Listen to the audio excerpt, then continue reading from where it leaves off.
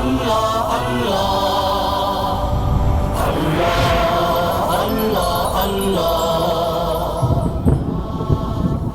اللہ الرحمن الرحیم۔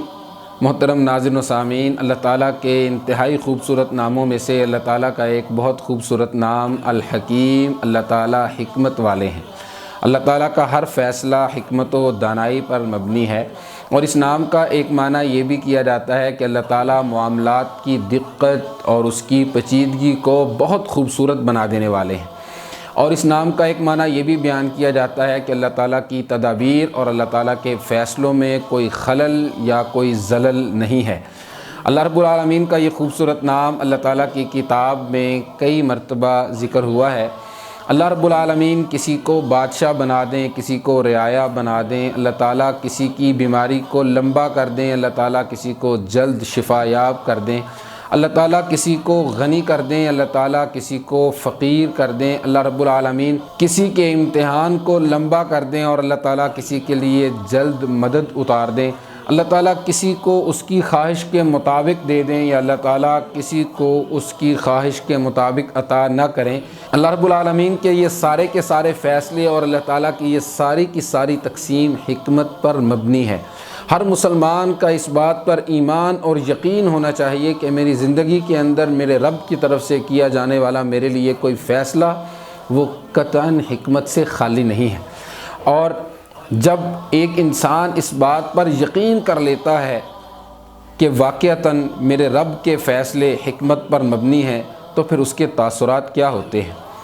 صحیح مسلم کی حدیث ہے کہ رسول اللہ صلی اللہ علیہ وسلم ایک رات یہ آیت پڑھ کے بہت روتے رہے اور اپنی امت کا ذکر کرتے رہے، ان تعذبہم فانہم عبادک، اے اللہ اگر تو ان کو عذاب دے تو یقیناً یہ تیرے بندے ہیں، اور اگر تو ان کو معاف کر دے تو یقیناً تو غالب حکمت والا ہے۔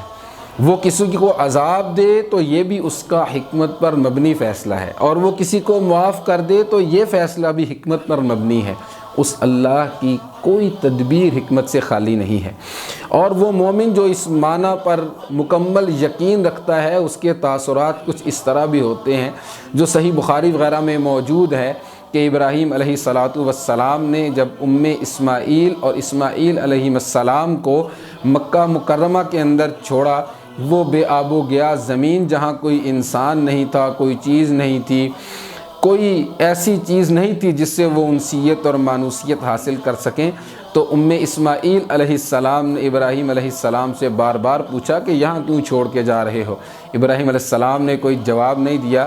آخر میں اسماعیل علیہ السلام پوچھنے لگیں، اللہ امرک بہذا، اے ابراہیم کیا اللہ نے آپ کو اس کام کا حکم دیا ہے؟ کیا اللہ کے حکم پر آپ ہمیں یہاں چھوڑ کے جا رہے ہیں؟ تو ابراہیم علیہ السلام نے فرمایا، ہاں اللہ کے حکم پہ چھوڑ کے جا رہا ہوں۔ تو پھر اللہ کے فیصلوں پر حکمت کا یقین رکھنے والے کس طرح جواب دیتے ہیں؟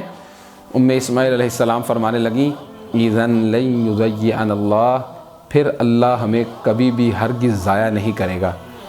آئیے آج بھی دنیا جس وبائی مرض اور بیماری کے اندر بہت تیزی سے لپیٹ میں آتی چلی جا رہی ہے، اور ہزاروں اموات ہو چکی ہیں اور بہت سارے لوگ اس سے متاثر ہو چکے ہیں، ان حالات میں یقین رکھیے کہ اللہ رب العالمین کا فیصلہ اور اللہ رب العالمین کی طرف سے یہ جو معاملہ ہے اس میں ضرور بہت ساری حکمتیں ہیں، اور اللہ رب العالمین کی یہ کائنات صرف اللہ ہی کے اختیار میں ہے، اور اس کے اندر ہونے والے تمام معاملات وہ اللہ رب العالمین کی طرف سے حکمت پر مبنی ہیں۔